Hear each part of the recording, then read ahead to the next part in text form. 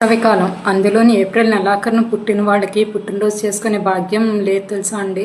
చిన్నప్పుడేమో స్కూల్లోని మిగతా పిల్లలందరూ వాళ్ళ పుట్టినరోజుకి చాక్లెట్స్ అవిని టీచర్స్కి, ఫ్రెండ్స్కి, క్లాస్మేట్స్కి ఇస్తుంటే అబ్బా మా పుట్టినరోజు కూడా మేము ఇలా ఇస్తాము అనుకునే అవకాశమే లేదు. ఎందుకంటే అప్పటికే పరీక్షలు అయిపోతాయి, స్కూల్ సెలవులు ఇస్తారు.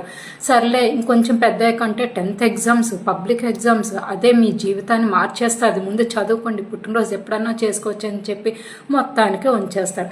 సరే పోనీ 10వ తరగతి అయిపోయిన తర్వాత కాలేజ్ టైంలో చేసుకుందామా అనుకుంటే అప్పటికే ఎంట్రన్స్ ఎగ్జామ్స్ అవి ఉంటాయి. ఇంకా అనుకోండి అసలు పుట్టినరోజు అన్న మాటే మేము మర్చిపోతాము.